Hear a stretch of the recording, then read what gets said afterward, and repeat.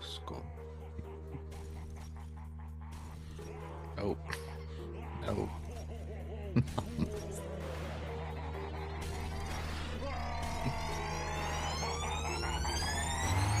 Yeah, we straight chillin', serial killing, pre-core villains on the mic, got you reeling. 5-star rated from the floor to the ceiling. If you catch a 1-star, no time for feelings. Got a demon DJ on the ones and twos. By the name Beelzebub, so don't get confused. So grab a seat by the fire, roast them all over two, and prepare to hear the legend of the straight chillin' crew. What up, nerds, and welcome to another Raging Alpha episode of Straight Chilling, the weekly horror movie review show where you chill and we kill, slice, dice, and chop up yet another horror movie. My name is Bob. I'll be your host for the evening. This is episode 533, recorded Sunday, June 22nd, 2025. Tonight, we are talking about a brand new release. The movie is 28 years later. Before we get into it, let me introduce everyone else on the show. First up, calling in from Washington, D.C., we got your boy, Randeezy. What's up? Coming at you! What's going on, buddy? We got a long time gap to cover here. We got to bring everybody up to speed. What's been going on for fucking 26 and some odd years? Whatever lot the of math years. is after 28 months or 28 weeks, whatever the fuck. It is weeks, isn't it? It's So, weeks. 28 Weeks, days. Yeah, they years. skip 27 months. plus years. Who Yeah, knows? fuck it. We're not here to do the math. We're here to do the recap. This movie's old enough to party, and that's all that really matters. Okay? I think that is made abundantly clear by the movie itself. Indeed. Last but This not is least, a party film. calling in from South Korea, we got your boy, Soju. What's up, man? Oh, what up? It's your boy Samson Stains. Flex it out there a little bit. A scotch. Ooh, behind the scenes. Oh, Flex it out there. It's amazing how you can string like 8 thoughts into a non-sentence like that. Ooh, stretch it out. Oh, just a scoop. Oh, yeah. Oh, yeah. Behind the Ooh, scenes. ladies. Ooh. Whoa. Free association. Ooh, pineapple upside down cake. That's how I Ooh. live my I life. mean, for the Free boys, association. the boys can have a gander if they want to, you know. Oh, This is yeah. all- Anybody can look, really. Well, Looking's free. if you pay the you troll know? toll, of course. Which we all know what that is, that we won't say on here. Boys, talking about zombies once again, brand new release. Before we get into it, we got a little bit of housekeeping real quick.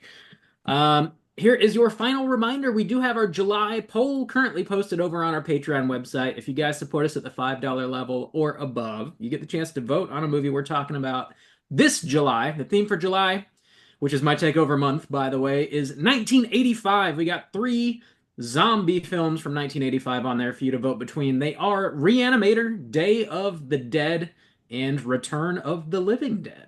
Whoa, Bob. Last week of June 2025. How are those numbers looking? Somehow, the last week already. Slightly shifted once again. Return of the Living Dead is still in first place with a slight bump up to 48% of the vote, and second place is still a dead heat between Reanimator and Day of the Dead, both sitting at 26% of the vote. Whoa, all right. Well, some Yeah. fun flicks either way. So Yeah, in it's for a like, treat. Yeah. barring some chicanery from the voting populace, it sounds like we might have a pretty clear winner here. Yeah, perhaps. There's just a few days left for you to vote. Get those votes in before the end of the month, and we'll see what we're talking about this July.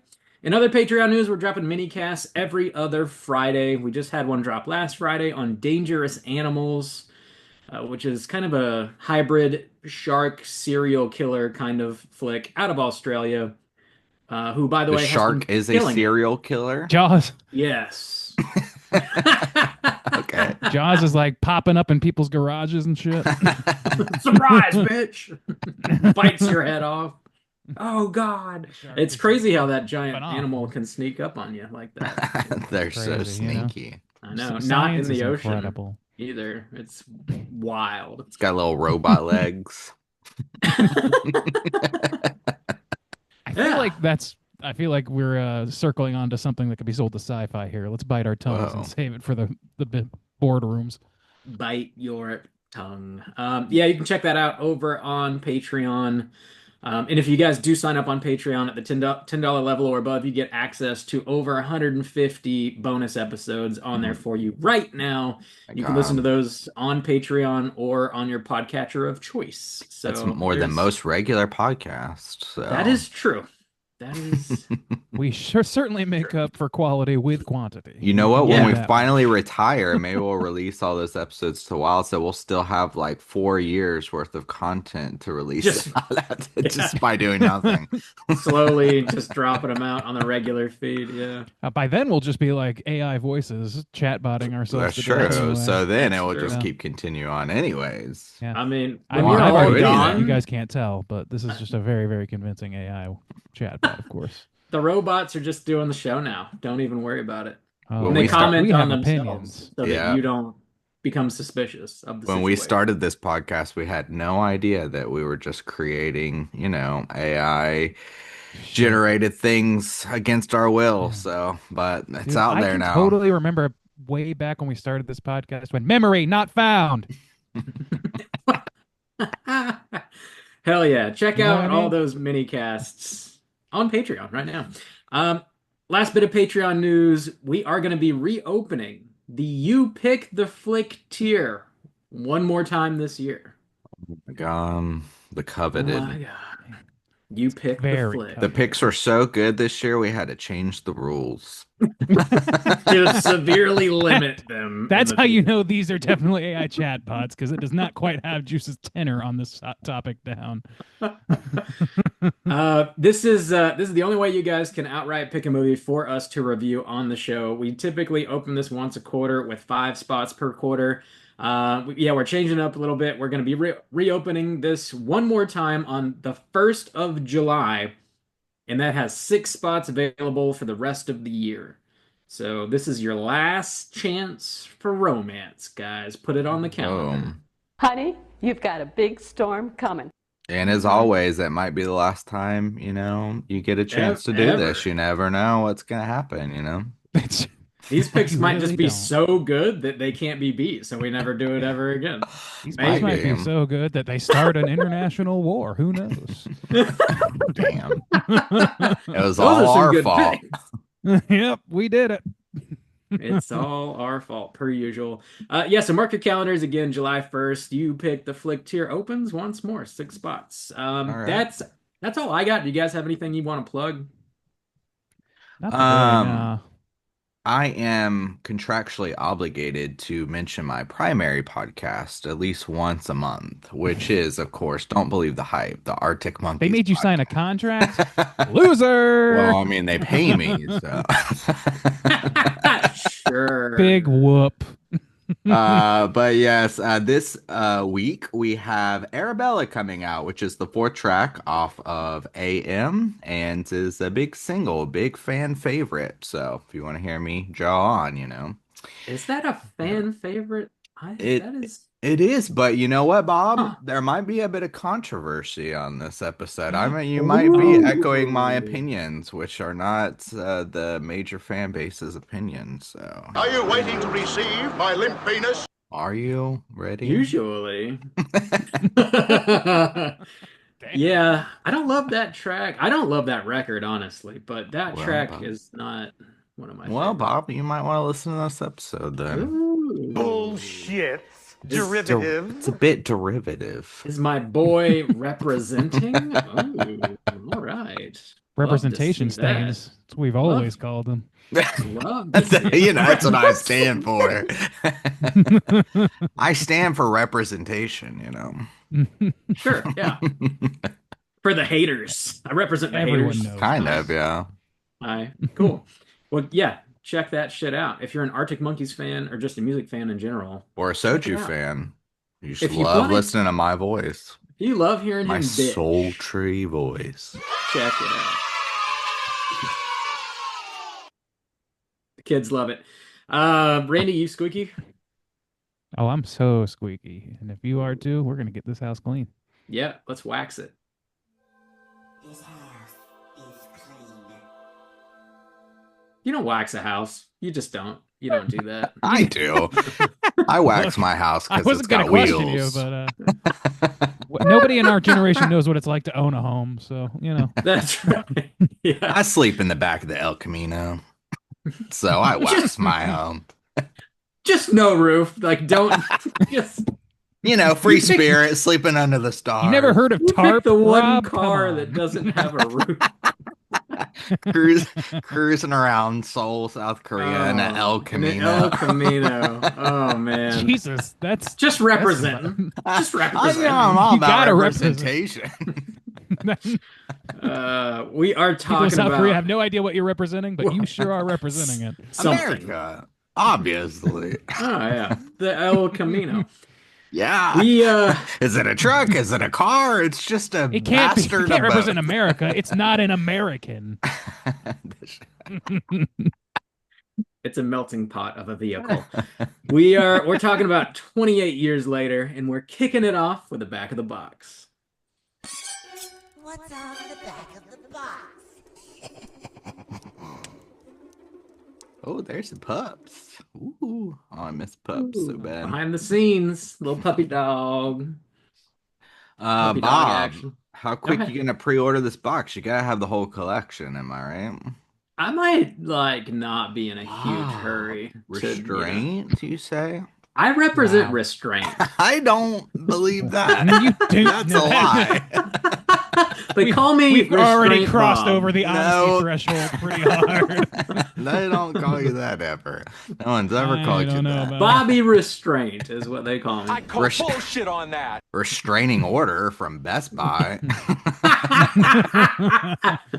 The He man just keeps coming. He lingers just keeps- outside waiting for the blues. We're He's begging closed, for Bob. change. It's 3 a.m. He for hangs out by the God's dumpsters sake. asking to suck my dick for a blue. God damn. It's like every day's Black Friday. He just camps out constantly. It's not rewarding to just pay for it anymore. I gotta find crazy ways to get them. because I'm, practiced in my restraint. I'm very measured. Oh, I'm that's a measured man. 28 years later, this not out for pre-order yet, but I'm sure like tomorrow it will be. Brand new release, rated R, with a runtime of 1 hour and 55 minutes. This was written by Alex Garland and directed by Danny Boyle, which are the pair that brought us 28 Days Later.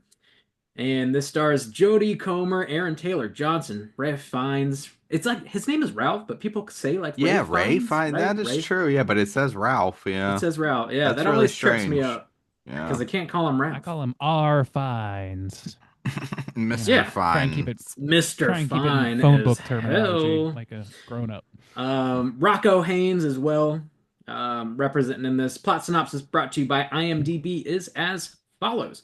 A group of survivors of the Rage virus live on a small island. When one of the group leaves the island on a mission into the mainland, he discovers secrets, wonders, and horrors that have mutated not only the infected, but other survivors.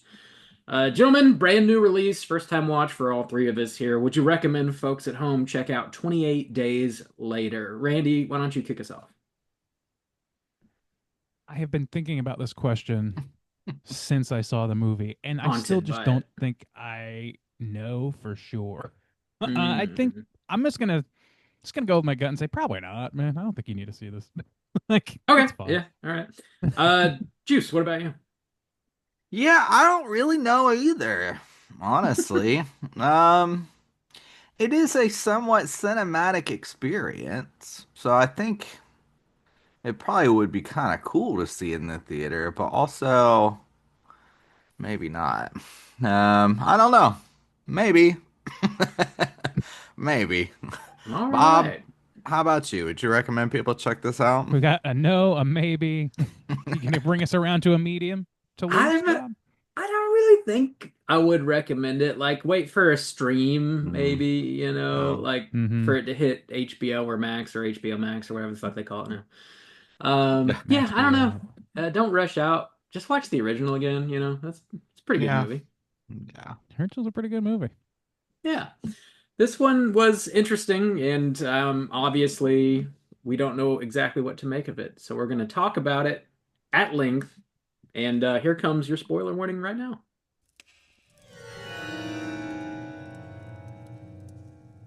Spoiler warning.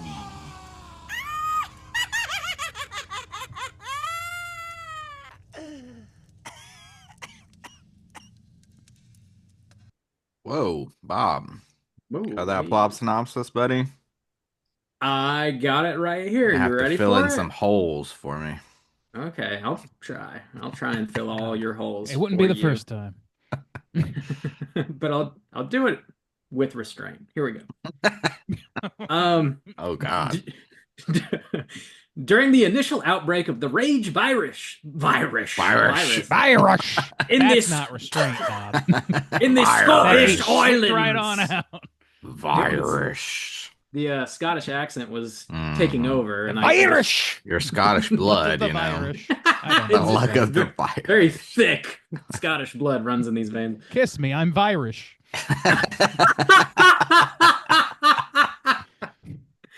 Put that on a shirt. Goddamn. That's the next Uh, straight chilling shirt right there.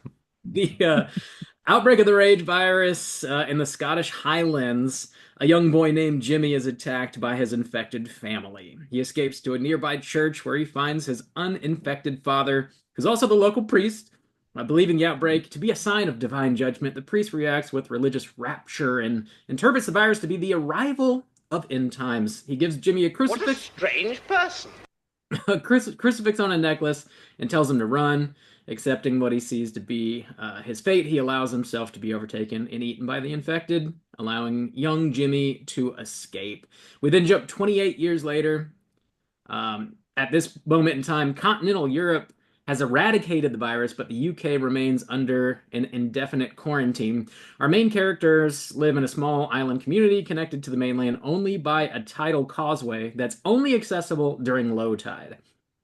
Jamie is a scavenger on the island. His wife, Isla, is suffering from an unknown ailment, and they have a young son, about 12 years old. His name is Spike. Jamie takes his son for his first outing to the mainland, a couple years early because he thinks he's ready for it. This is a standard coming-of-age ritual for the islanders. The rules state they can leave the island, they can come back to the island, but once they leave, nobody's going to come looking for them. They go, and Jamie kills one of the slower-moving zombies. He's a bit nervous and has trouble hitting the faster-moving zombies with his bow and arrow. They encounter what they call an alpha zombie, who is bigger and stronger and smarter than most of the other zombies. They hide out, and Spike sees a fire in the distance. His father just kind of dismisses it as being nothing. The two narrowly make it back to the island alive as the Alpha chases after them. They have a big party celebrating Spike's successful journey to the mainland. His father embellishes his accuracy, and they all get drunk. Spike sees his dad sexually embrace another woman. Spike goes back home and talks about the fire he saw with another islander. He's told the fire has been kept alive for years by a Dr. Kelson, who burns the bodies of the infected. Spike confronts his dad about his infidelity and lying about the doctor and the fire he saw. He then decides to take his sick mom to see the doctor on the mainland, and they leave the island unannounced. They almost get killed by zombies, but a young Swedish officer named Eric saves them. His boat has capsized offshore, and he is the only survivor.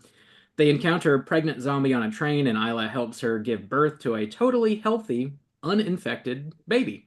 Another alpha appears and rips Eric's head off. He then chases the other two, and Dr. Kelson intervenes and sedates the alpha with a morphine blow dart. They go back to his camp, and Kelson has erected a massive memorial made entirely out of human bones. In the center of it is a pyramid of skulls. He cleans Eric's skull, and they add it to the pile. Kelson then diagnosed Isla with cancer that is likely spread all over her body, including her brain, which explains her frequent confusion and nosebleeds. Kelson sedates Spike and explains there are many kinds of death, but the best kind is a peaceful death. He then euthanizes Isla and cleans her skull. He gives it to young Spike and says to add it to the pile of skulls and find the best place of all. He climbs to the very top and sets it down as the sun is rising. Kelson and Spike have another close call with another alpha, but he is sedated yet again. Spike takes the infant back to the island and leaves it with a note explaining her name is Isla and where she came from. He also says he will come back home when he's ready. He goes back to the mainland and is chased by several fast-moving zombies. He's then rescued by a gang led by a man named Sir Jimmy, wearing a gold crucifix around his neck, given to him by his father in the first scene of the movie during the initial outbreak. Roll them credits. You gotta have a sequel. They already made it. You gotta have it, and they do have it. So You know what? I didn't realize you said earlier written by Alex Garland. I had no idea. But one of the main things I was like gonna bring up today was this kind of in some ways reminded me of Men, not knowing Alex and not I was gonna say that not knowing Alex Garland was attached. Yeah, so it kind of reminded me of Men in that like it's got some very interesting. It takes a lot of swings. yeah, Takes a lot of swings, and some of them are really weird and confusing and hard to figure out how they landed on that but decision. But it's got like really good cinematography, really good acting or actors here, and then there's just these weird choices that are confusing and yeah. hard feel like to parse what's going I don't on. know.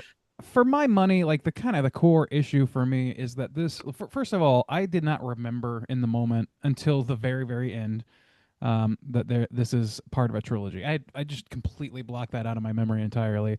So I was like, nothing felt resolved to me by the end of this movie. Like very little felt resolved. Absolutely. Yeah. And then it ended with this weird fucking MCU ass bullshit that Oh my really, God. really Dude. turned like a somber, like a somber situation, a somber movie into a fucking cartoon character I'm assimiling a depository. team. Like Yeah, you're like, what? what the They fuck is start flipping the tracksuit around ninjas and- for real? Like Yeah. fucking It's like Viking Kill ass Bill or tracksuit something. ninjas. That's It what was we're a going with.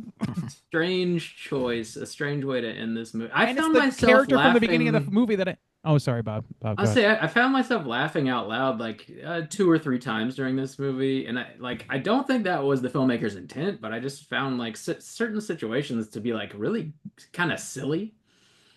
Mhm. And maybe the Jimmies were meant to be silly because they're so over the top and like tonally just kind of shift everything, and which is just a strange decision though. I don't know why they No, did that. It's I very strange. I will say before I watched this It. movie, Oh, it was kind of by accident, but I saw like some pre like as the movie was coming out, like pre-reviews or whatever, and one of the comments was that this was felt very Adventure Time-esque. And so going into the movie, I kind of had that's that interesting. thought going in. I was like, oh, that is kind of interesting because Adventure Time is set during the apocalypse, and they go through these things that seem very grim or are very grim and dark in their concepts, but the characters are so like wrapped in innocence and are just having fun that it's played like very so there's like kind of moments like this, like even when he's like gonna before his like when his mom is dying, it almost felt like this like coming of age children's story where it's like this magic Yeah. is flowing through these bones and stuff. And I was like, this is so strange. It's so It had weird. like a Disney flair, like Yeah. kind of like yeah, a magical whimsy.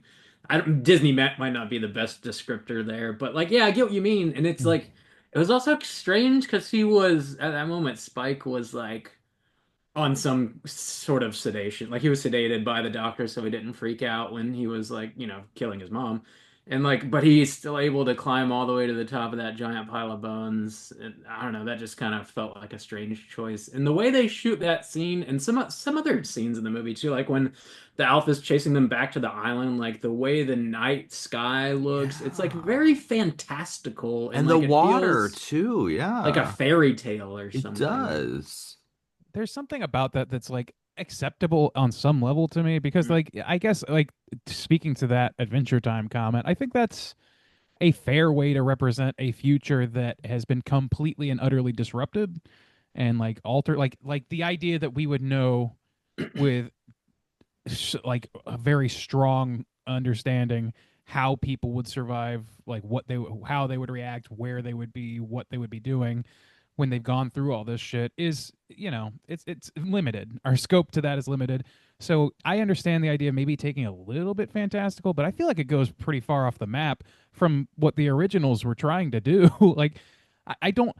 When I think about the original film, I think about a movie that's clearly about like the inner rage of human beings and how they restrain that, how they utilize that for both survival and for ill, and like what that looks like unconstrained. Like it's not a deep premise, but it is the premise of the film, and it's very easy to understand, and it makes like the scientific internal logic of it hold together pretty well. I feel like this is just very nebulous at this point. It's hard to pin down any of the internal logic of any of this shit. I'm still not really clear what Ralph Fiennes is like doing. like aside from coping in a way that he has chosen to cope, which is perfectly fine and like a story to follow.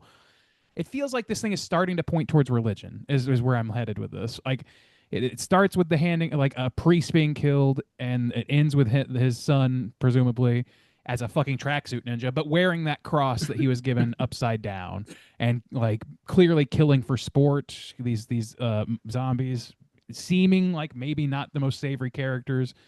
And then you've got these people that this is the way it's done and it's tradition, like this is how we've done it for since the incident or what, like all this shit, like all the rules that you have to follow, all those things become traditions rather than rules.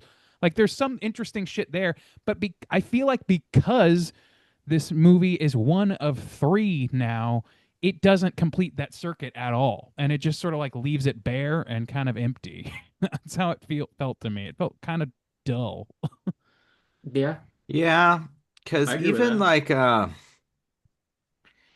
man, okay, like so I think I think it goes past the. I mean, I think it does lean into fantastical in a way because, like, the scene you're talking about with the water, or when they're chased on the water. So you have the Northern Lights, which, you could say, oh, there's no light pollution anymore, so maybe the night sky's clean. But the crows, like, fly in with the zombie man, and they're like Yeah. flying through the. So yeah, they definitely lean into this realm of magic. And again, I mean, it is a story of this boy, and it does kind of have this, coming of age perspective and kind of Yeah, tone totally. to it. So, like, at times, I thought that those were actually kind of interesting choices to take this kind of like zombie property, this zombie movie, but it's from the perspective of this kid and how he lives in this world. So, how would you make a kind of coming of age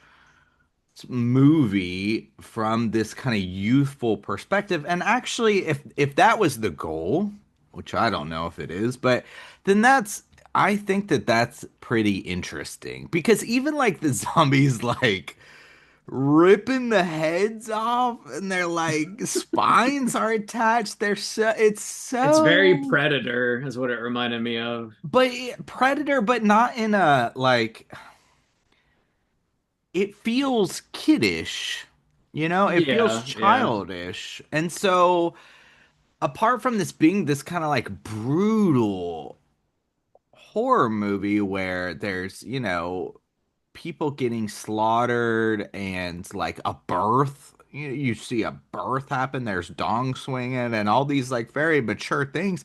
It feels like they were trying to make like this kind of kids horror movie, and I Mm, kind of wish they would just, if they had just kept that, like honestly, like if they didn't keep the mature themes, like if they had kept even the violence within the realm of that, like, oh, somebody's getting their like skull ripped up and it's got like the spine attached, or but they like made everything very fantastical, I might have appreciated that more. But as it is now, the tones are too scattered, I think. yeah, I it feels agree. kind of And like disjointed. it especially like in relation to this property that it's playing with. Like I feel like Yeah. if this disassociated with the 28 Days Later franchise, then it becomes immediately stronger because it's just about this boy. It's not about a viral contagion or rage or any of that stuff. Like all that stuff, like the main things about the first that made the first movie interesting now kind of muddy the pot of what they're say appear to be trying to do with this. I kind of agree that like there's not nothing interesting here. Like, and I think that there's like it's kind of got like almost like a never ending, like a dark, it's a dark fantasy almost, Yeah, like you're never saying, ending like, Yeah, story. Yeah. yeah. but it does it like it's like ultra dark, and it's not really landing anywhere of seeming significance besides just like how people grieve, I guess. I don't know. It's just like a it doesn't it feels both too basic, or it's either too basic or it's too complex and not well I don't know. It doesn't circle back on itself well enough and close the loop. It just He feels does. very like unsatisfying at the end to me. He feels kind of like a lost boy, and like maybe the other lost boys like find him in the end, and like who knows what the next movie is going to be? If it was directed by Nia DaCosta from probably most well known from that Candyman Right. remake, requel, I guess is what you would call it. But who knows exactly what that's going to be? But yeah, it does feel like consider when I think of like 28 Days Later, I think of like one of the grimmest zombie movies I've ever seen in my life. And like, comparing that to this, it just feels very disjointed. And even the tones in just this movie in and of itself feel a little disjointed. I think like there's like some spooky stuff, but like I didn't feel super scared or like anywhere near the level of tension that I felt in 28 Days Later in this movie, like by any means. There was like Mhm. certain moments, specifically with the alpha chasing after him with his dong just swinging all over the place was just hilarious to me. Like Hey, I honey, you got couldn't some help wood? but laugh. Maybe a little Dude, exciting, huh, Bob? Little dude, that hog shit jog was never fails to so make Bob Do the giggle. hog. funny. I know you got to give half star for that hog jog, Bob. Dude, You got to that stay that consistent. that undead dick just flapping everywhere. Well, I mean, even the alpha idea or whatever, like It's where does this come it's from? it's a silly idea. Like it's just I want to see the Sigma zombie in the next one though. We got Oh, we that's got Oh, what you really dude. got to be scared of right there. the The Oh Sigmund. Sigma yeah. and the Oh Sigmund yeah. The zombies Sigmund come. zombie. They got like three dicks and they're like propellers. Just they'll fucking chop you up with There's their just Jesus. flying through hovering through the air. via their By dick propellers. by their crotch, like. Damn, we need to write one of these movies, You boys. can you can hear them Um, coming before you see them. Sounds like a drone.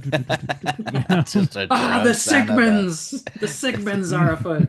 God damn. I That don't shit know, was man. It just feels hilarious. it's like it establishes a like it establishes some lore that works and some that just doesn't feel like it serves a lot of purpose towards whimsy or towards brutality. Like it's just strange. Like I just don't know what this movie wants me to take away. Is I think what's Like bothering me. men. Yeah, God, like it's just weird. Yeah. I feel at like least the Men had movie like the Men more was striking visuals to me. Like I didn't like it was eerie and like I don't know. That movie to me is a lot has gave me a lot more like visceral negative feeling than this did. This did gave Mhm. me very little by way of visceral feeling about anything. I thought the point of Men was like so on the nose that you almost second guess it like it can't be that simple, right? But it just kind of it's like, man, men sure have always fucked everything I up. don't, And I that's like mean, kind of the movie. yeah, I mean, I think to go against, I mean, I think that there is like a complete story here, whether it's satisfying or not. I mean, I think the problem is the idea of the sequel, that there's too many threads that they want to leave dangling in order to pick Right. back up. But however, I mean, if you just take this basic idea of this kid grows up in this very sheltered community where they have to have these very specific conservative rules in order to survive. He doesn't know what online is, he doesn't know what a delivery driver is, he has no concepts of the world before as it was. And Mhm. he goes out on this journey with his dad, who is overly kind of like pushing him towards this life, and then he has this mom who is sick and he cares for because he's still got that like kind of youthful innocence, he's still kind of clinging to his mom. And then going on that journey, having that riff with his dad, and finding the balance between those things. Like, I'm gonna step up and I'm gonna be the man and I'm gonna take care of my mom, but in still that youthful kind of way.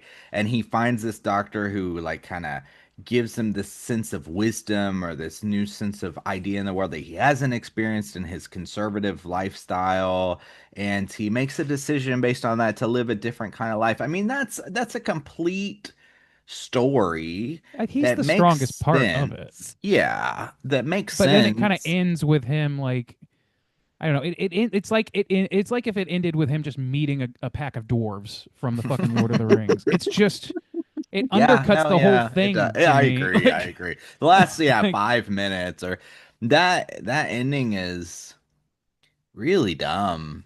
Like, if anything, they should have. If you want to do the sequel, the opening scene and this last scene should be in the next movie. You know what it kind of reminds me of? It kind of reminds me of like Pirates of the Caribbean, for instance, where, you have this movie that is able to stand on its own, but then you have two sequels that pull things from the first movie that make sense. Oh, Will Turner's dad, or, all those kind of things, but that cannot stand on their own. I think it would have been very easy. Cut out that intro, cut out this last 5 minutes, and you have a standalone movie that makes sense from beginning to end without this well, that's the thing is ridiculous like tie-in that wouldn't be hard to tie in anyways in the next movie. I kind of feel like this is just me. Like, I don't think that. I think that excluding all of that stuff makes this its own movie, and you don't make anything else. You don't like. You can. I Yeah, don't know well, what. sure. I I guess I agree. don't know what they plan to add with them, and that's part of the frustration. Yeah, But you hate to be like, well, in a year when we see the next two movies, then we yeah, can maybe it'll fully make evaluate this. And that's right. like, Yeah, it feels like I can't actually feel anything for this movie like outside of the things that are self-contained, which is only like half of it. Like I almost like if you're going to set those things up in this movie, I think Justin, you're right to say like either exclude them or my alternative would be like involve them more, like like give some hint that there are people out there besides just like oh they found this guy's tied up with the name Jimmy on him or whatever. Like yes, they hinted at him midway through the film. I think that's the only true hint, and they don't really talk about it that Oh much. yeah, that's right. The guy with the But crow. like I wish they would like like give us an idea that there are people out there that are a little bit that aren't like these people, that are like you only see two kinds of people in this. You see like fucking townspeople from Transylvania, and you see Dr. Frankenstein over off on his freak island doing his bone temple shit. And like that's fine, but like that just tells me that there's one crazy dude who's not that crazy, and you learn from the ancient wizard or whatever, and you answer the call and all this shit. Like it's beginning a hero's journey, but we only get to yeah, see the first third of that. it's a And Star I Wars. just it just doesn't feel like we get to know that this world is bigger than what we see until the very end, where they introduce fucking cartoon characters that don't match. Jack O'Connell playing Sir Jimmy, it doesn't match the movie, but I do want to see more of him, like because the character's so absurd that like at least like really interested. Like Ray Fiennes' character, I think is the standout in this movie Yeah. for me. Like when you finally get to like his Bone Cathedral memorial thing and figure out what he's about and like all that's actually pretty cool and I'm pretty into that. It just takes a long time to get there. And I don't know, like it feels like the Jimmy character is just not in this movie and shouldn't be in this movie, but he's weird and I want to see more of him. It might not be good, it might not match tonally, but like I'm curious primarily because Jack O'Connell's playing the character, I guess, and I like him. I mean, sure, but it just feels like it just really, I can't stress enough how much it just feels like the MCU in the worst way. It just feels Mm.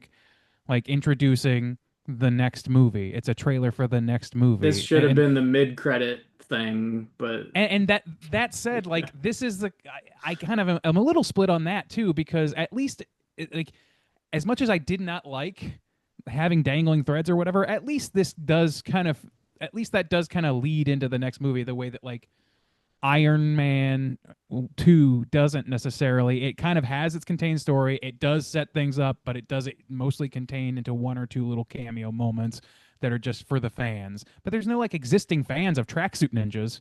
We're not waiting on bated breath for these characters to be introduced. So like I don't know. Sir I Jimmy, guess I'm just of two yes. minds about it. Like if we're gonna have this whole story, then just have this be a broader story than just I don't know, make it it just does it feels like both incomplete and short shrifting the story that we have to do this Yeah. way.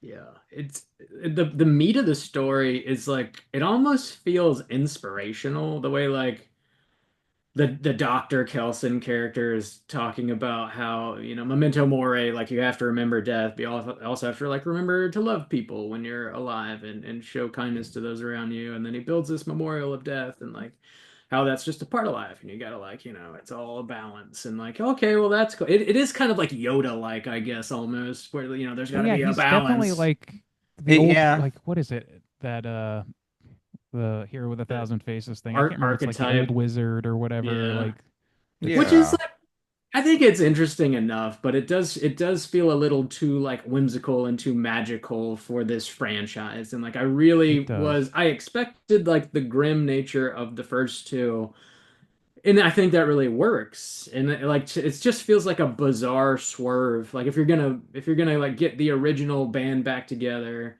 who made that first Hmm. really like Yeah. just gut-wrenching zombie flick, like for them to specifically decide to make a movie in this tone is like really baffling, I think.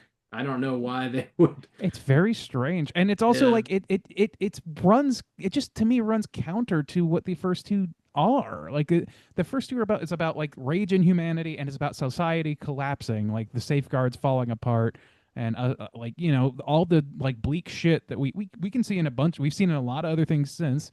Um, it's not uncharted territory by any means, but it's very grounded, and well, as more grounded than this. It does not feel magical. It does not feel like magic has a place in that world. And here this movie is embracing that like in a pretty significant way, it feels like, while also saying, but also America's just fine. Like Yeah, America's just everybody else regular is just fine. America. Yeah. It's just But the like UK. here's But this yeah. fucking land with goddamn wizards and bone temples. Like what do we and It kind you know what, it also kind of it was like there's so many interesting things that I think just, and maybe that's the problem, like maybe they'll develop it in a different way, but it kind of reminded me of what is it, I Am Legend with Will mhm, Smith, where it's like, oh, the monsters kind of have souls too, or they're their own thing. mhm, Like this element of they're kind of in packs. You see their kind of community and you see that pregnant one. And then also mhm. too, they didn't really explain like the mom's connection. Like the mom seemed to have this like when she reaches out her hands and then Yeah. the pregnant one like grabs her hands and I think that was just supposed to be motherhood. They have an okay. It's understanding. Yeah. motherhood, Okay. Well, if that's I so, think that's it. but yeah, and there's like this baby. So, and then the alpha seems to be, more enraged that his pregnant wife or whatever is dead and is looking for the baby and stuff. So, but I don't think that that was really fully explored either. I don't either. I feel like No. that like are they setting that up for the next one because that's so Yeah. weird. That's the only like They don't Yeah. kill villain. they don't kill the alpha, and like that's another thing that bothered me Yeah. because they stun him twice. And like Mhm. you could just kill him and then you don't have to worry about him anymore coming Yeah. after because he keeps coming back So because yeah, he's if the smart. doctor had a thing, if he had some philosophy. Now, okay, I think he okay. might, If the but it's not doctor, yeah, explored had some well. Yeah. philosophy, which I kind of assumed that he did since he didn't kill him the Mhm. first time. Yeah. And, if we're leading into this thing of like man as the monster, where we see before where Jimmy's crew is, carving into this zombie and leaving him to be eaten by the crows, and the Yeah. dad is like overly excited about killing these children He's zombie. and things He's like that, then he's raising daddy's little apex predator. yeah, oh We've God. seen it a million all times. day. Oh yeah, in like 3 weeks. Day. And then but then the doctor kind of has this more, the man who gave an oath to kind of protect He's life like a or monk. something like that. Yeah, then and he kind of and then that affects Jimmy in a new kind of way or not Jimmy, Spike, which dude, I could not I was just kept thinking about Little Giants the whole time. I was like fucking Spike, what a weird choice. Um but yeah, I feel like that wasn't tied together well because I have this assumption that yeah, that Jimmy's gonna be a kind of piece of shit, Yeah. scumbag, and the tracksuits, obviously. I think it's almost like he's poised to be the big bad of the franchise philosophically and morally. At least that's like on what little we have, what I am anticipating because his tragic story tragic whatever backstory is the first thing we see, and it's Yeah, honestly one of the best scenes. I was like kind of bummed that we didn't get to know more about this Jimmy throughout the rest of the film. Like I don't know, it really it just doesn't feel complete, and until we see more I don't think that I can truly evaluate what's going on with these characters outside of what happens here, which is very silly by the end of things. It undercuts itself. It just doesn't feel yeah, like it fits in the movie we just saw. Like it's the biggest yeah. problem for me is their I inclusion and how they were included. I liked the scene. I mean, his dong swing. That's the thing. If they had stuck with the tone, oops, I think I changed my microphone. Hang on. Oh no, I'm good. Okay.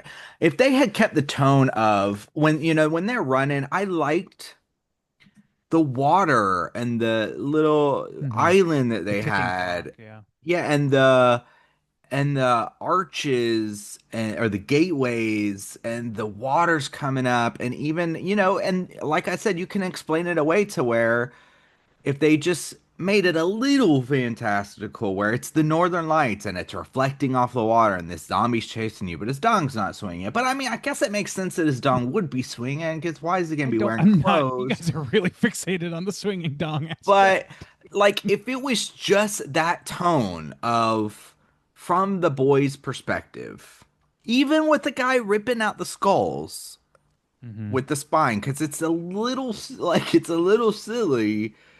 You know, I think I would have preferred that movie just there, what I Mm. described before of the kid becoming a coming of age story in a zombie world that's through his eyes, so it's slightly fantastical. Because, to be fair, I don't need to do this, but the first movie, it has some elements, not fantastical elements, but those kind of like light elements where, yeah, everything is doom and gloom, but there's this ray of sunshine, this kind of ray of hope or whatever. And Mm-hmm. isn't it the first movie where there's this, so there's like a sign that says hell, and then somebody like paints an O on it, and it's like says hello or whatever. I think Um, so. Yeah. I yeah, don't remember something the where it's got specifics of this it, like but little bit of like, oh, like we're gonna make a family, or it's gonna be, I mean, that's so how they ended the movie is with is it them okay? putting So I the mean, if it tapestries had up that to says like hello. element of it of, they're living by his dad's driving him to kill these things, but really he's just focused on helping his mom, and the doctor gives him some new perspective on life and what the world is and everything like that. I think that's good enough. Like I think that I would Mm. have been satisfied with that movie. You have a big bad, you have this conflict between perception of what your dad raises you to be, what your community expects you to be, what you want to do to help your mom, this new kind of doctor giving you a new perception in this like bleak world. Also, too, little outside influence with Eric. I think that's enough. Like, I just don't think they needed all this extra bullshit. I think they kind of shot themselves in the dick a little bit, honestly. And the giant undead dick Yeah. shot themselves. There's another thing that I thought was strange in this movie that like confuses me tonally. It's the music that's in it. There's a lot of Yes. like really bombastic, like energetic, youthful sounding score in this. And like it's not that I dislike the music, it just is often paired with like these really frenetic, what would normally be scary zombie chase scenes and zombie kill scenes. Like whenever they kill a zombie, there's like crazy music happening. And they also the choices with the cinematography kind of boggle my mind too, because the camera like it like cuts like when they kill a zombie, it like freeze frames and different from different angles on the kill, and it feels like a video game or a comic book or something, and it's like Hmm. just so disjointed from the rest of the franchise, and it really like eliminates any sort of horror for me. It's just it feels like comic booky, like we've kind of been mentioning throughout this conversation. Well, yeah. I And mean, especially thinking about the first movie because it's shot cinema verite style. Like it's shot like on in a the handy cam, like to in in order to give immersion. in the music in that is some of the best. The score is Yeah. like simple and slow and building, and it just escalates the whole tone and entire finale of the movie, and it just works perfectly. And this just it just feels disjointed as hell. I don't know. I I will agree say with you. some of the cinematography was really cool though. Absolutely. Some That's of the That's it, best yeah. part. that shot, yeah, that shot with the kind of tree on the hill, and you got the one zombie that's like Hmm. underneath, Yeah. and then you get some That more gave come up. Majora's Mask vibes. Dude, that was, and they, to be fair, I liked how feral the zombies were. You remember, like, when they were running and they're fucking like Hmm. flapping around and shit, you do remember that element was tense to me because that's what was like tense about. They're so fucking fast, and Yeah. we think about fast zombies, but they feel so feral, like being chased by a pack of wild dogs, but they look so fucked up. I think that still worked for me. So you're talking about the tension level, like especially too when they're like working with the bows, but they go into this house and it's like these tight quarters. I was like, they don't have any kind of Mm. swords or anything that they are trying to shoot bows into a fucking in a hallway. But those like were kind of tense moments. So there was some tension here. Mm. I thought it was sparse though, It man. Like was, it very, very was, sparse. it And like the way, was. like to your point, like there's no like the bow and arrow thing is fine. Like I understand like there's a logic to that to some degree, but yeah, like what this movie has to invent things to complicate that even more. Like Yeah. it creates reasons and then sometimes doesn't create reasons in order to make those tension moments happen. So, like you said, they for some reason aren't carrying any sort of melee weapon at all. They aren't carrying anything else besides their bow and arrow. So, like that's all they have to rely on. Period. That and their feet and their wits. It seems kind of stupid to do that. And then at the same time, like they can't fucking they have these characters that are not just zombies, but like uber zombies that can take a million arrow hits. They had to have like a fucking a hit It's like a what are boss. they It called feels in like video a video games? It's game, like a like Rob boss said. Yeah, it's like character. a it's like a sub boss or whatever. Yeah. Yeah. Exactly. It feels like you're here's the mini boss. He's going to take a Yeah. lot more hits. And it's like what is this Dark Souls? No, what the fuck? Like I don't care if it's Dave It Batista does or feel some like fucking that, yeah. muscle-bound freak that turned into a zombie. He's It still doesn't got a matter. Gets brain. shot in Just the heart several like there was Yeah. an yeah. arrow literally going through his chest at one point. It's well, what they haven't figured out yet is they keep all their power in their giant undead hog. You Ah, gotta that's where you're not shooting him in the dong. Oh you Well, gotta yeah, what? pierce. that's the alphas. Also, too, like, yeah, the different like categories of zombies. Like, why were those zombies so big? In the second one, they Oh yeah. literally said they all. This is the thing too. They're wanting to continue on this kind of franchise, but didn't one the big thing in the second one is all the infected starved? Well, Did they that? got back out in at the end of the movie. They get back out in Paris, I think, because of the events of the film. Like I they think But that's we're just but right. we're breaks out in in the French England. populace. I know, but like I don't remember if they said that they all starved or what. But like to whatever extent they have it under control in England to a certain extent, but they're still semi quarantined. I want to say, But like and then 28 by the years end of the later, movie they like get wouldn't out of the zombies? quarantine. I mean, Life it finds a does way show and all them that eating a shit, right? deer, to Like, be fair. It does Yeah, show them and eating a deer. worms, the But ones why that would are it? crawling. But you got these like really big ones that are, I guess, mhm. slow because he's like, They eat oh, a I lot of shot one. He Doom worms. says I characters shot all one of of a the sudden. big ones, and then yeah, you got these Yeah. really skinny ones that but they run really fast. You got these like kid zombies, and they know that they're like kid zombies, and you assume, oh well, maybe the kids were transformed, but that it doesn't. It makes it seem like they're breeding, right? And so, but these people who have been hunting on this land don't realize that they're breeding for 10, 12, 15 years. I don't know, man. It's just Yeah. Got a lot of questions, and the good news is we got 2 more movies to answer them. So thank just Thank keep God. buying goodness. tickets, baby. Any other points you guys want to hit on before we rate this thing out of 5? No. No. All right, let's do it. Ray and Diesel, why don't you kick us off out of 5? How do you feel about 28 years later? I'm just kind of like, I'm just kind of underwhelmed. I really went into this movie with higher expectations than I usually allow myself because I try and be come in as blind as possible. But the trailers for this were unavoidable. It was everywhere. And these are some of the best trailers I've ever seen or I've seen in a while. Like, they didn't seem to give away a whole lot. That fucking poem was a fucking a poem about the traumas of war and bloodshed.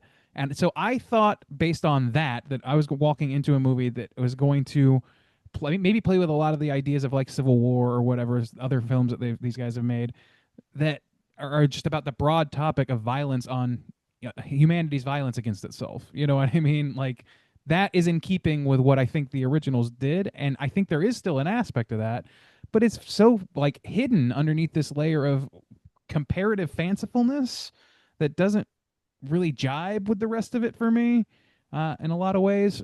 And then once I got that first opening scene, which is in my opinion maybe the best scene of the movie with the Teletubbies, and you saw some of that in the trailer, and like see the breakdown of this one character, his origin story, whatever. You don't get a whole lot else, but like that dealt with religion, and there's some philosophical discussion that is like around religion anyway, or at least around the concept of death and all this.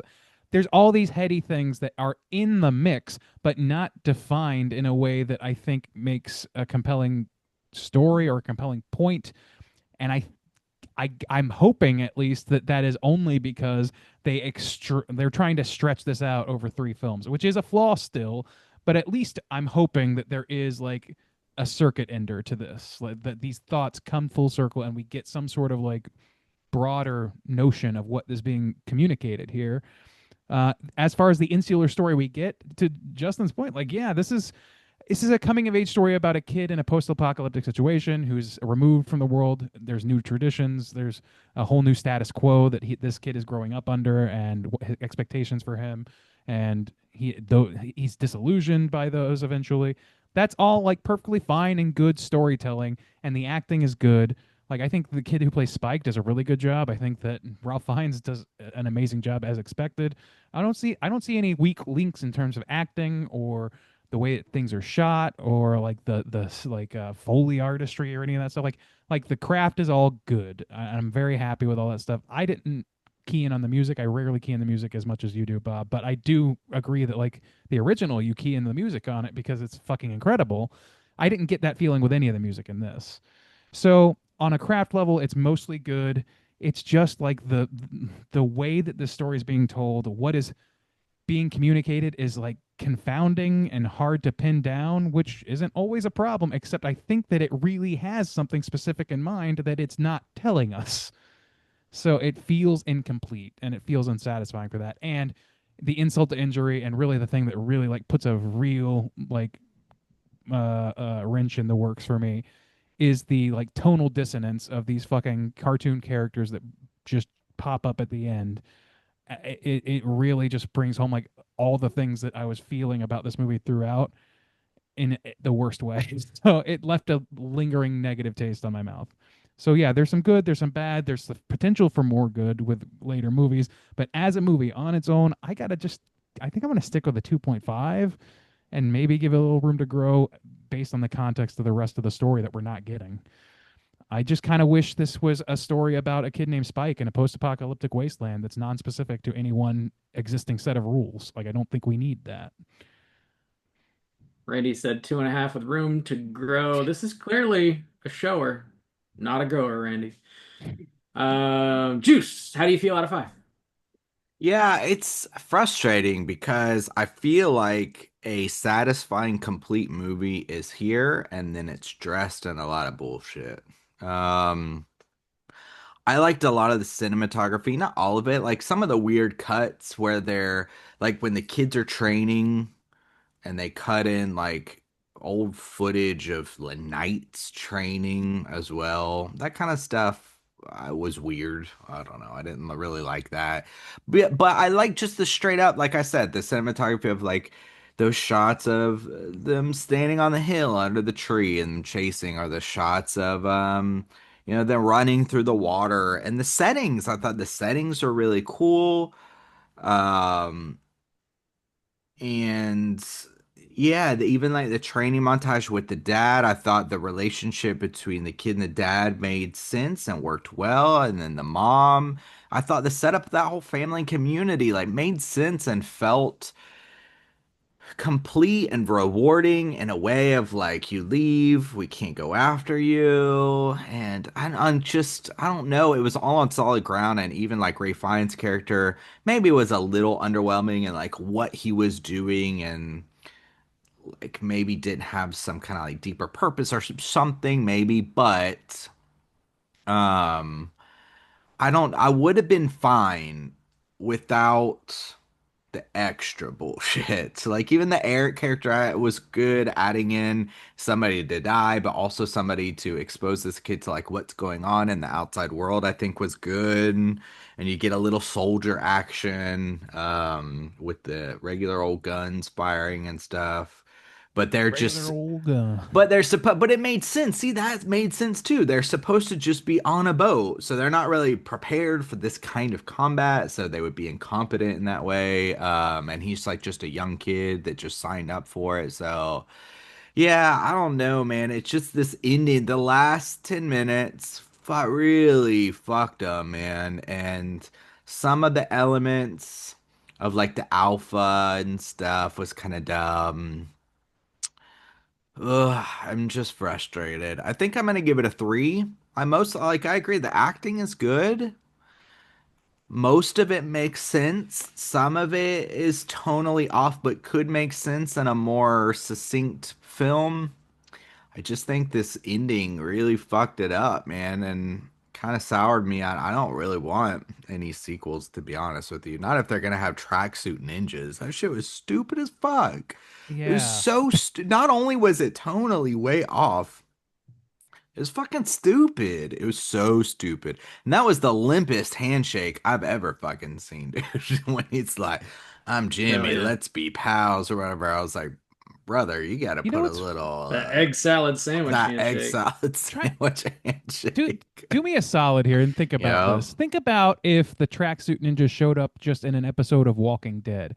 They wouldn't even match that. And that is already way more cartoonish than the 28 years later franchise. They The don't 28 match Days Later like franchise. anything. Like what? They're Tracksuit ninjas are It's not a like Attack thing. the Block characters showed up for no reason. Like, what the fuck is this? It's like, and they all look the same, and were they doing the Teletubby thing? Is that what they were doing at the end with the Maybe. I don't leg or know. Maybe they're all Jimmys too, by the way. Like if you look I at the know, credits, yeah. they're all named Jimmy, different types of So Jimmy. stupid. And isn't I wonder that if it's like like an inbreeding or something. I don't know. Who the fuck knows? isn't that like a famous character in like British pop culture or something? I think they were Jimmy Yeah, riffing Savile? off of something. Oh, yeah. So maybe. I didn't think about I have that. trivia about that. I'll Okay, just good. well, I'll save it because we got Yeah, to wrap save this it. up here. I All right. think things Oh, did I about give a this score? movie Did I too. say 3 out of You 5? did say You said 3, 3. yeah. Okay, Bob, out of 5. Yeah, I'm generally on the same page as you guys here. I think with every decision that was made with this movie, like I kind of like it, but I also like kind of don't like it. Like the idea of a coming of age movie in this franchise like could have worked. I don't know that it's the most interesting idea. I don't know that's necessarily what I want out of this, but like yeah, it's not a terrible idea. The way they go about it though is like not horrible, but it's like a little too magical, and it feels like it doesn't really fit the franchise. And like, I like the Doctor character, but he's a little too like stereotypical, and like adds to the whimsy of it all. Some of the cinematography and like the like digital effects again like really don't match the rest of the franchise, and it looks silly and like we're in Neverland or something. It just doesn't really totally fit here. Um, Even like when they're in the gas station and there's like a gas leak, just like seeing the gas floating around looks kind of bad. The zombies themselves look good. Like I think the designs work and they do look spooky, but the way it's edited and the music just totally like eradicate most of the tension that I start to feel whenever they're being chased around, because it just feels like it doesn't fit the franchise in any way, really. There's great acting across the board. I think from everybody in this. I think they're really doing everything they can with what they've been given.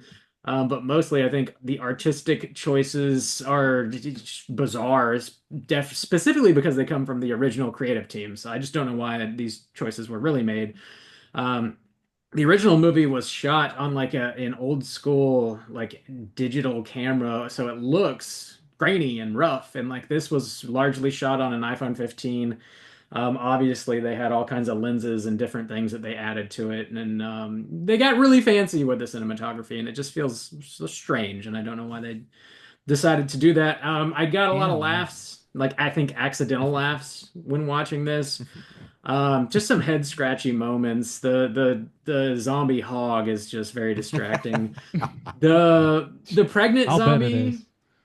was kind of a cool idea. I mean, we've seen it before, but like it's kind of a cool idea. Like maybe that'll work. They save the baby, maybe it'll grow up and something crazy will happen with it. And that's the problem of like, coming out of the gate with like a trilogy is like, well, maybe in a year or two, I guess we'll see how all this comes together. And it's very unsatisfying and head scratchy. And like the Jimmy stuff at the end is stupid as fuck and doesn't make any sense. But like I just like Jack O'Connell, so like I want to see more of that character, but it doesn't make any sense in this franchise for sure. Ralph Fiennes, I think, is the shining star of this. He makes the most sense, I think, and like his character is the most interesting, and like whatever. I think that just really works, and it seems like he's going to be in the next one too. Um, yeah, I don't know. A lot of strange decisions, a lot of weird choices. The trailer definitely sells a movie that would make sense to be the third in this franchise. And then the movie that you actually get is just not that. It's just kind of baffling. The trailer's so much better than the movie. And I try to avoid the trailer. I think we all try to avoid trailers now. This is one that I did watch though. And it gets you ready for like something yeah, that really does touch on like the horrors of like war, the ravages of war, which the original movie anyway, like really does touch on that. In a pretty big, impactful, meaningful way. And this just doesn't it like kind of touches on that, but then it doesn't really culminate to mean anything. This movie it feels like it doesn't really mean much other than like yeah, death is a part of life. Then you're like, okay, got it. Like, roll credits. I don't know. So yeah, I'm 2.5 out of 5 on this one. Just kind of overall sort of confounding. This Yeah. movie's just kind of confounding. So that's gonna put our aggregate at a 2.7 for 28 years Whoa, I was a later. more generous man than you boys. You're a That's giver. true. And no room for growing. This is just for showing. Let's go ahead and jump I'll into a tell you, rotten. Harry, I don't know what the fuck you're talking about. Oh, you know what I'm talking about. Let's jump into a Rotten Tomatoes segment and see what the critics and users have to say.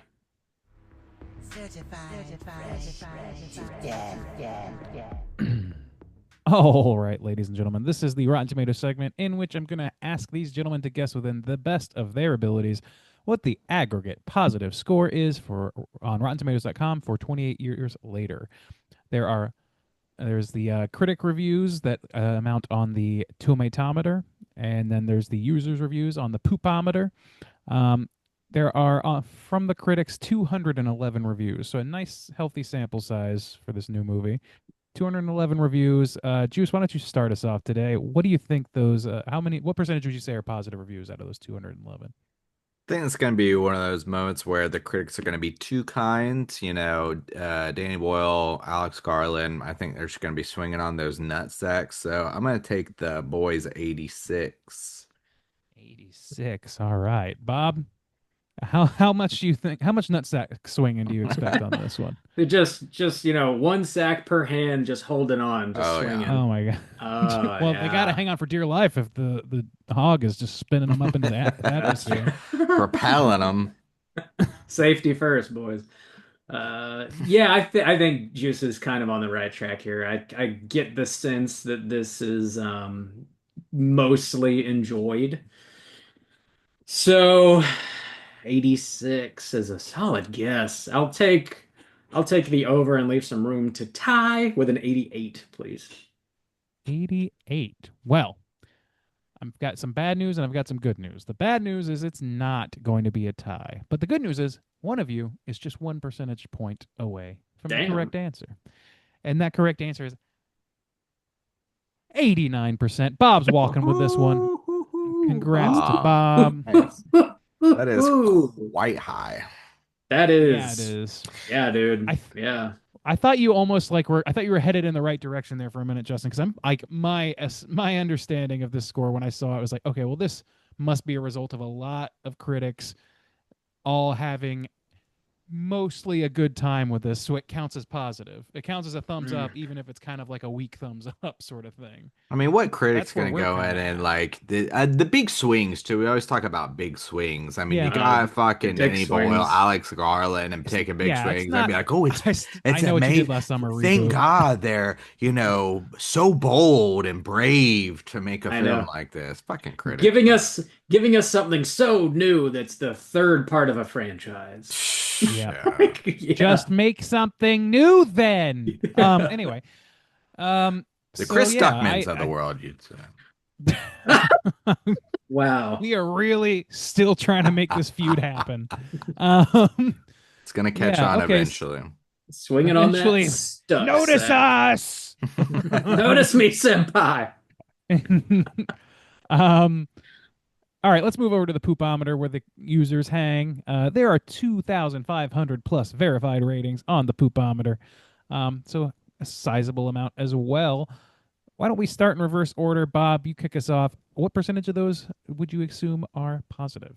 Reverse. This is probably going to be lower than the critics' score, I think. Not super low. I don't expect it to be crazy low though. I'll take the comedy number of 69, please. Okay, all right. 69, dudes! Juice, how many dudes you coming in at? Yeah, this is gonna be low. I'm gonna go lower than that. I'm gonna say people don't like this movie, and I'm gonna say 60. 60 flat. Okay. Man, I hate to say this, but this was very, very nearly a tie. Damn it! Rob's going to walk with this one. It's a 65%. Ah, 61. Should have shot for the tie. Yeah. Oh, well. Nice. Well, So that's a Congrats on your hell sweep, sweet, Bob. Bob. we're sweeping Skeet tonight, boys. Whoa, Zombie Skeet. dusty boy. I'm sorry, what? I just began parsing what you were saying. Oh, you know. I don't- That's an alpha zombie. You know he's packing I some. don't- Oh my god. oh my god. Hey, honey, you got some wood. You know he's an alpha right. by his dong. That's really hyped. Well, I don't like soft ass shit. Dude, that shit was cracking me up. I couldn't deal with it. It I'm was just gonna famously make small. That's what was hilarious to me. famously. You call that an alpha? You call that an alpha dong? I don't. not even think tripping so. Not even touching the ground. God damn. Yeah, that's really it for Rotten Tomatoes. Well, I guess I can read some critic reviews here. Oh, and the Critics Consensus. Jesus Christ. Where are we? Who am I? What is this show? Critics Consensus reads as follows: 28 years later, taps into contemporary anxieties with the ferocious urgency of someone infected with the rage virus. delivering a haunting and visceral thrill ride that defies expectations. I take issue with most of that. Yeah, think. I don't agree with that. Yeah, Thrill I ride? think the Thrill ride, original I think the original one taps more into modern fears than this one does. Yeah. I completely agree with that. Yeah, it does defy expectations. I'll Yeah. give it I'll that. give him that. But even like the visceral thrill ride, No, I yeah. don't know, man. There's a few thrilling Yeah. scenes, and they are a little bit undercut when compared to the original because they are way too controlled and way too little chaos in them, like by comparison. That's what made it work was the chaotic nature of those things. Anyway, yeah, pulpit done. All right.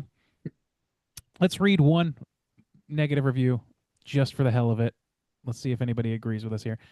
This is frustrating because there's some really good stuff in here. A lot of it quite beautiful and strange, but none of it has been arranged into the rising and descending action of a story. It's just stuff. This guy's got it down, dude. Yeah, it's just stuff. That Just guy- stuff. It took us an hour to land on that. So- Yeah. That's All correct. right. Well done. Correct Just opinion found. This Yeah. is just stuff. That's just stuff, Yeah. dog. Yeah. All right. Well done, North Shore Wow, yeah. Movies. You're hired. Yeah. hmm Cool. All right, Manage the AI for us. Yeah. Yeah. We It pay generates. nothing. Enjoy. It generates. Thank you. Yeah, I got some trivia. Y'all want to get into it? Sure.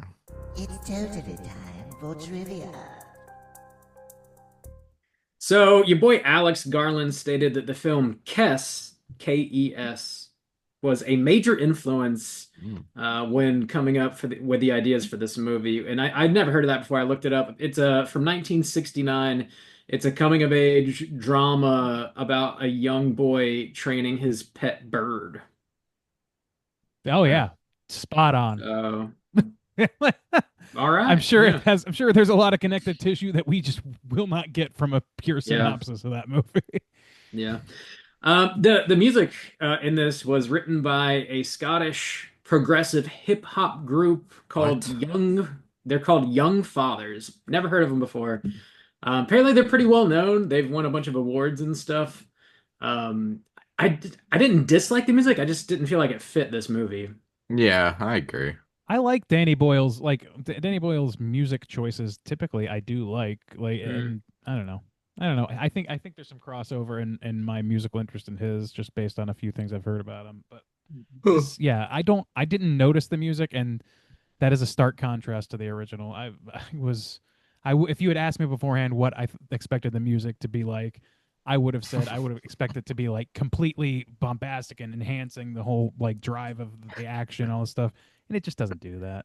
No, it takes me out of the movie pretty hard. I was just looking at some of their discography. Their second album, released in 2015, is titled "White Men Are Black Men Too." Well, that could go a Okay, lot of well. different ways. Talk about that on I your Arctic don't Monkeys know, podcast, buddy. I'm not sure I'm ready for whatever that conversation's going to be like. Huh. The as we mentioned, the trailer features a distinctive recording of a poem called Boots, written by Rudyard Kipling, and it's being read by the actor Taylor Holmes in the year 1915. The poem's repetitive rhythm imagines the march of British soldiers during the Boer War. In this recording of the poem, apparently is used by the United States military to simulate the psychological distress of being held captive. Yeah, I mean, like the poem might be like the reading of the poem is maybe better than this movie in my opinion. I would agree. Yeah, that poem like really does like Yeah. make me anxious and like it. Yeah, that like driving nature of the poem. It like Yeah. I prefer puts you Kipling on myself. edge. Yeah, it's good. It's good. Where my clue head's at, Okay. Clue heads. Your boy Cillian Murphy, whose character did survive the 28 Days Later film, has been confirmed as not appearing in this movie, although the makers don't rule out his return. And I think recently they just straight up said he's going to be featured in the next one a little and in the third one quite a lot, I think is what they've said. What? Okay, However, well, I don't know what to do with that information, so yeah. Some viewers for in the trailer of this movie spotted a zombie that looked quite like Cillian Murphy's character and started Yeah. speculating that maybe he did die and that zombie was him. Um, and Danny Boyle just like shrugged it off. Apparently, his girlfriend brought that up to him before the trailer came out. There's a quote from him. He says, "I showed my girlfriend the trailer, and she said people are definitely gonna think that's Killian." And he said, "Don't be silly," and I ignored her. So I've eaten a bit of humble pie since then. There you go. Man, am I right? Yes. Well, if only they made a movie about that. If only they made a movie about that. Um, we talked about the ending of 28 Weeks Later just a little bit in our review, which does show the rage virus crossing the British border and reaching Paris. This obviously kind of ignores that, and writer Alex Garland stated in a Reddit AMA that Paris was likely nuked soon after the infected arrived, so the viral spread to European mainland was quickly stopped in its tracks. So Well, that's there you why, go. yeah, Okay. just blew it all up. We just blew it up. Just blow it up. Sir Jimmy is a reference to a real life person named Jimmy Savile. He was an English Savile. media. Thank you, Savile. Jimmy Savile. He was an English media personality and DJ. He was known for his eccentric image, charitable work, and hosting the BBC shows Top of the Pops and Jimmy'll Fix It. After his death, hundreds of allegations of sexual abuse made against him were investigated, tarnishing his reputation and leading the police to conclude that he was a predatory sex offender and possibly one of Britain's most prolific.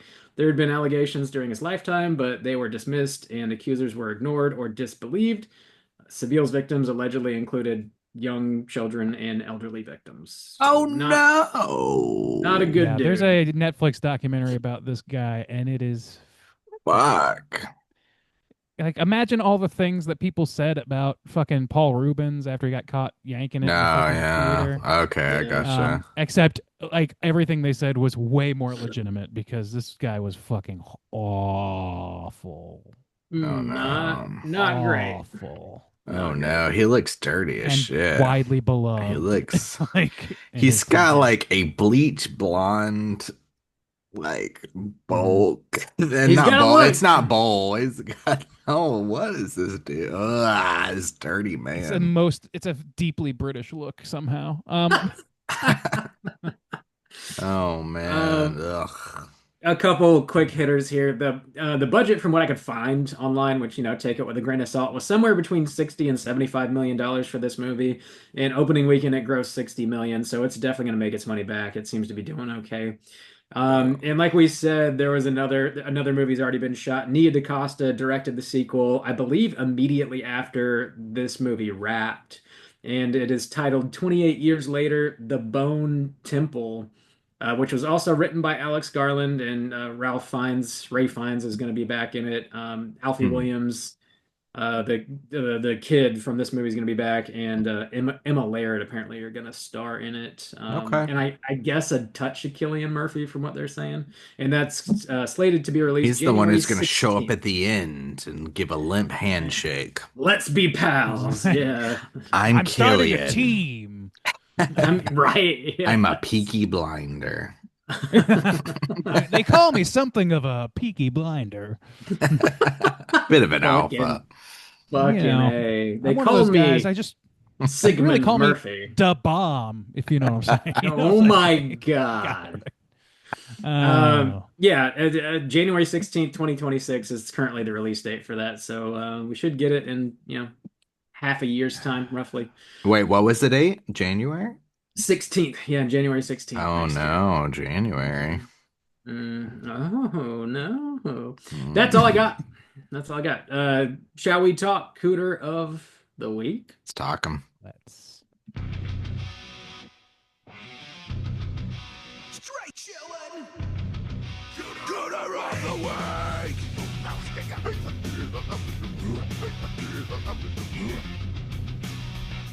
Juice, what is a Cooter and why do we hunt them? Well, Cooter's a character type and a straight chillin' exclusive. Cooter has to hit 3 of these 5 points to be considered a Cooter. But we want the cooter with the most points. The 5 points of cooterdom are sexual deviance, manipulation, smug arrogance, overall looking attire, and overall patheticness. Boys, is there a cooter in this movie? Maybe the The dad? alpha, maybe. I mean, the dad. Yeah, let's start with Aaron Taylor Johnson is such a nothing in this movie to me. Craven the Hunter? You are nothing. Yeah, Nothing to me. I kind of wish they had some scenes of him maybe trying to chase the boy or like trying to get him back or Chase the something. boy. Maybe. But so he's a little Sexual deviant. overbear. Well, okay, sexual deviant. He's cheating on his wife, That's the which easy one. yeah. Um Interesting. That pause is as pregnant as that zombie was. Madame. It was as Dude. long as that hog was. Manipulation. He's kind of like overbearing. I don't think he's manipulating. He's kind of like, He lies. Well, he like withholds information, and yeah. it's yeah, like well, he does not the manipulate him worst in regards dad, to the but- doctor, but like No. kind of with he doesn't want him investigating the doctor. He wants him embracing the society that they've built. So his dad is also like a braggart. At least he wants to be proud of his he's son. And he is smug. proud of his son, and he's like saying some shit that's not true to Smug the crowds, arrogance to the for throng of sure. crowds. Yeah. He give Yeah, him rush, sure. rushes his son out there and before he's really ready. Oh, and then he's lies ready. about And lies yeah. about his Yeah, success, and it's then true. gets shit hammered and cheats on his wife, and it's Almost it's gets him not- killed. I mean, Yeah, that's true. They almost die. Yeah, that's true. That's just fair. So, smug arrogance, sexual deviance, patheticness.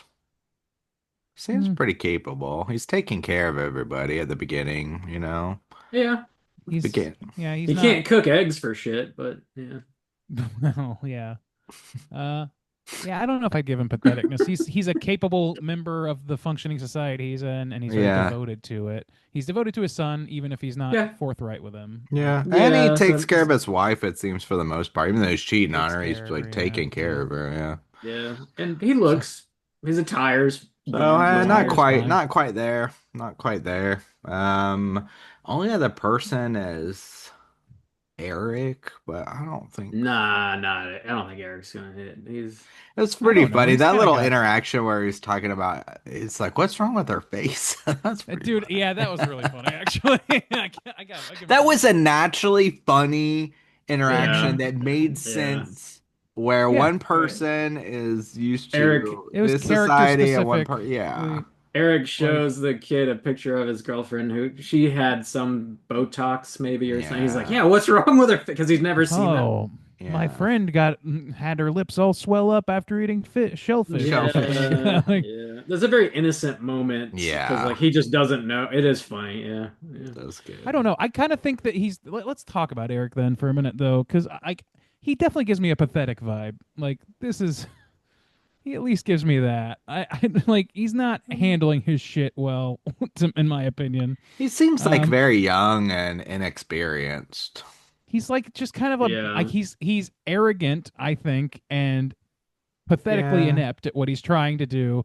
He's like bitching and complaining about like, well, I didn't have anything else to do, so I thought I'll go make something of myself in the army. I should have never fucking done that. And I understand the regret or whatever, Yeah. but he's still kind of like. But he's braggadocious also about like it. he is a little arrogant because he's like, oh, you can't give me this and you can't give me this. Why did I save you or whatever? Yeah, So he's yeah. got some arrogance, but Manipulation. I don't think we know him long enough, but I think he would have definitely lied about something if it was Yeah. advantageous to him. That's no way to know for sure, but.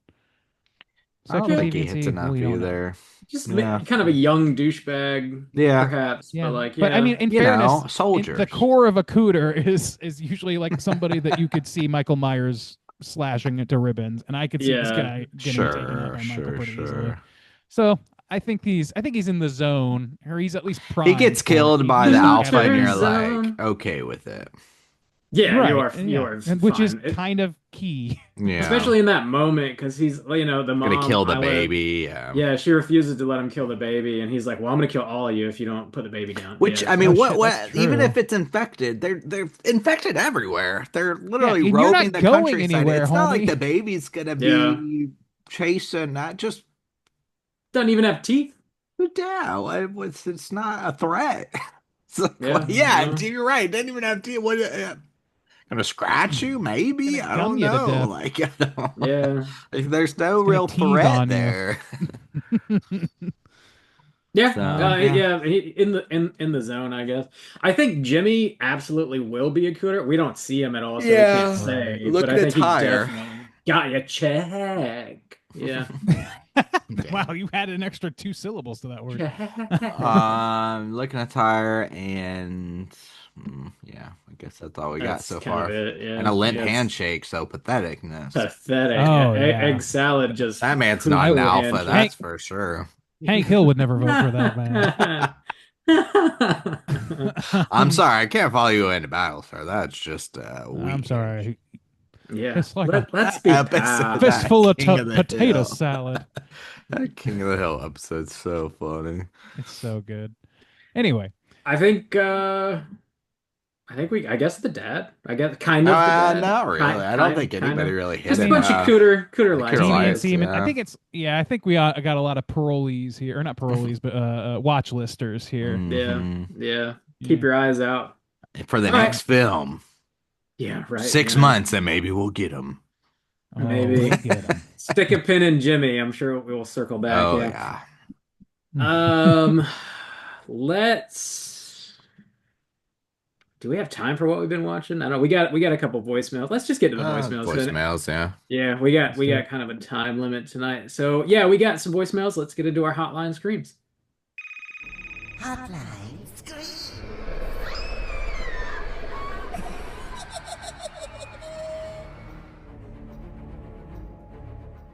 If you guys are listening and would like to call and leave a voicemail to be featured on next week's show, hit us up at 904-638-3231. First up, we're hearing from our friend, the librarian. Let's hear what she's got to say. Hey, divas and divettes. Once again, happy Pride. I'm calling on the 50th anniversary of my favorite gay to me movie, Jaws. Happy Jaws anniversary. We all know those fellas would have been exploring each other's bodies further on that boat if that damn shark hadn't interrupted. But yeah, I've always been told my accent is my third sexiest feature, and I think it's at its peak when I say Jaws. Anyway, we are also celebrating, quote unquote, 28 years later. Guys, they set up so much. I think I enjoyed it. It did make me cry, but at the end of the day, they threw out the whole damn kitchen sink in terms of, let's show you tiny snippets of everything this trilogy is possibly about to unpack. Like, hello, the placenta cures rage? Anyway, I'm honestly going to see it again, but with the captions on, because Scottish accents are tough to decipher. Like, half the movie, whenever Aaron Taylor Johnson was speaking, I was like, yeah, whatever you say, beautiful. So right now I'm watching the Maniac remake starring your boy Elijah Wood. Guys, I don't think I'm enjoying this remake, which sucks because, as the Slack knows, I really enjoyed my first watch of the original Maniac a few days ago. Oh well, can't win them all. Bye!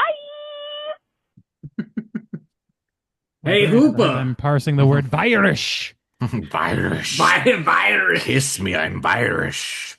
Dude, is there a porn parody for Jaws? It's like, I mean, there's gotta be, right? I mean, sure.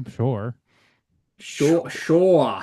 I'm sure there is. Hoopa! What them jaws do? Deep Jaws. Like, I don't know. I also think it's pretty hilarious that apparently the word diva is not gender is gender masculine. So there's divettes for the ladies. That's interesting. That's Yeah, I I wouldn't didn't know. I wouldn't have thought that. Yeah, I take it as fluid. We're all It's gotta be. I mean, yeah, we're all divas. it's the on word this diva show. kind of has a connotation. I love it. Hell yeah. Interesting. I definitely never thought of Jaws to be a queer movie, but now I will. from here on out, every time I watch it, I'm gonna wonder what they're doing below deck. You know what I'm Whoa. saying? Like, Brody's getting down with the boys. You know what I'm saying? oh They're here to play. yeah, hell yeah. Yeah, the Maniac remake. It's been a long time since I've seen it, but I remember preferring it to the original because the original is so sleazy, grimy, that I had a hard time like getting into it. Have you guys seen those? No, Have I not. haven't seen either one. I've seen at least half of the original, and I don't remember why it got interrupted, but I thought it was interesting enough. I didn't have a strong feeling towards it. I didn't finish it. Definitely have not seen the Elijah Wood version. Just Mm, never did. Understandable. Well, you know, you're a hater. he's not. You hate on the wood. Hey, honey, you got some wood. Damn. Hell yeah. Thanks for calling in, librarian. As always, love to hear from you. Next up, we got two actually coming at you from Midnight Mike. Let's hear what he's got Whoa. to say. Oh, what's up, Straight Trail Crew? It's Mike from New York, or that Mike, or Midnight Mike. I like that spin you put on it, Juice. I was listening last week and I heard Hydra Bird call me out for calling him out. That was cool. I reached out to him. If anyone here listening to this podcast is not listening to A Cut Above, you should be, because as far as I'm concerned, Cut Above and Straight Chillin' are the two best horror podcasts out there.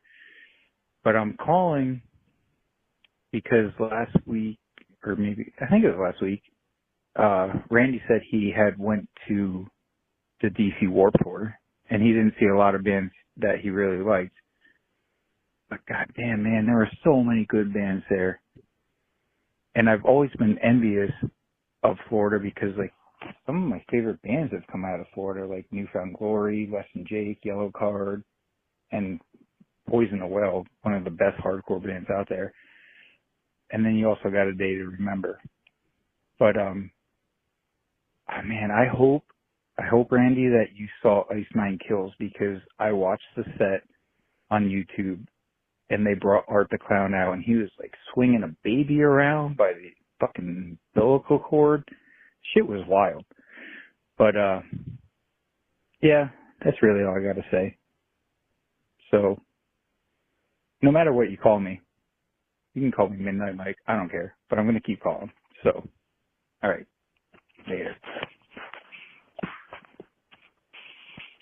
Should we jump into the second one? Yeah. Yeah. What's up, Street Chillin' Crew? Mike from New York again. That Mike. I forgot to say that I'm not that Mike that picked last week's movie, The Monster, which is a fantastic movie. But I just want to clear that up. All right, bye. Appreciate you. All right. Midnight That is Mike helpful. is a different Mike. Got Yeah. it. Yeah. Yeah, I mean, I did not get to see Ice Nine Kills. Like, that was way past my elderly bedtime. Also, Randy's I not a only on- hardcore boy. I'm really not. You know, like, a lot of those. Like, I'm a ska kid. I'm dorkier than that. Less so Than Jake. I just never got in. I didn't get to see Less Than Jake. I don't know that they were there that weekend or not, but I did see Aquabats. I saw Streetlight Manifesto. Hell yeah. I saw fucking. I'm blanking. I saw several ska bands. They were kind of the ones that kept me going on there. Like I said, I saw MCR for a minute or two. Those are just not like, those are bands that I like know about, and I know a lot of people have a lot of love for them. They were just tangential to me. I never really embraced them too much. So, you know, I also didn't know until this weekend much about Ice Nine Kills. So I had no idea that there's any sort of relationship to Terrifier.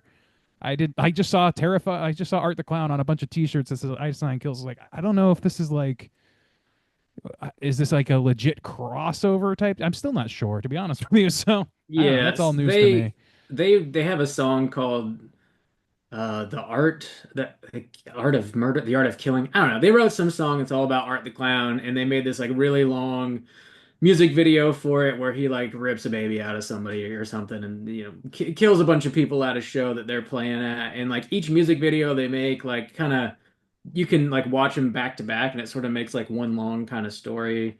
And whenever Terrifier 3 came out, they rolled that song out, and it had like Art the Clown murdering folks in it. So I guess they got Oh, someone dressed God. up on stage kind of doing that stuff too. And I know they have like a lot of theatrics in their live performance, because all of their music is inspired by horror movies basically. So like they dress up in costumes and they have characters come out, and there's like a large visual element to the show.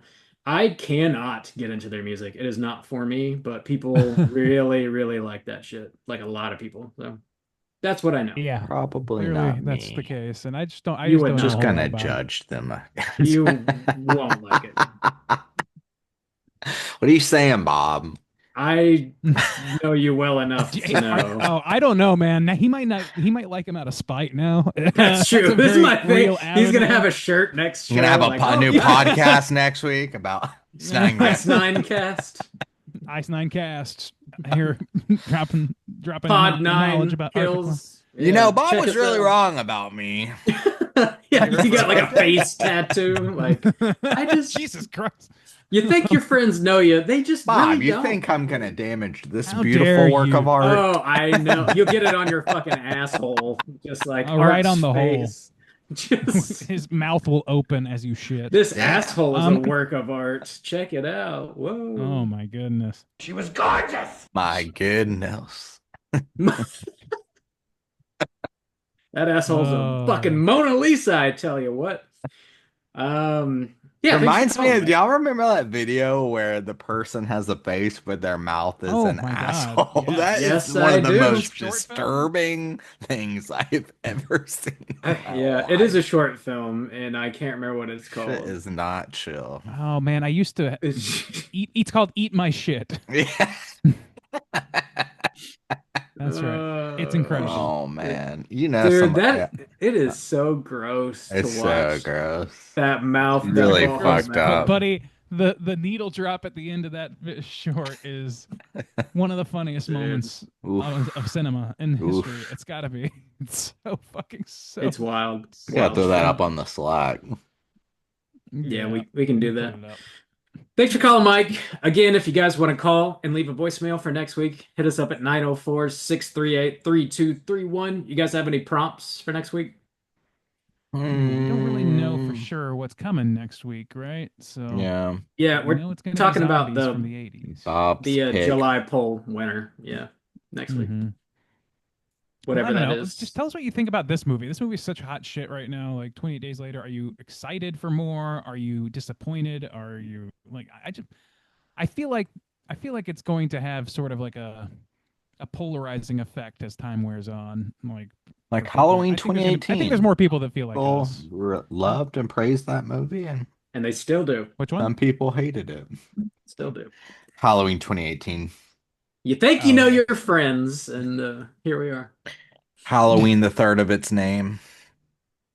I mean, yeah, that's the Yeah. one. Yeah, call in I'm 904-638-3231 with your thoughts on 28 years later. And if you got thoughts on music, Warped Tour, or otherwise, Yeah, who's some call good in. bands that you're listening to? Yeah. Keep us young. Keep them young. Keep Bob and Randy young. Keep them, not us, them. You. I could tell you guys what music is young and hip, but I just don't think that you will benefit from me. You I know, love it's Nine gotta- Iced Killers. They're my favorite. I got a podcast about them. How do you do, fellow kids? Yeah. Would you like to Come talk on. about Sabrina Carpenter with me? No. She's cool. The kids like her. Yeah. Next week, we're talking about the winner of the July poll, whatever that is. Make sure that you watch it and get ready for the show. It's probably Return of the Living Dead, you know? Check it out. Seems like- We're on all the socials. Just search Straight Chilling Podcast. We'll pop right up. And until next week, always keep chilling. Well, I'm gonna go smear some mud on my ass. Stop, stop, stop.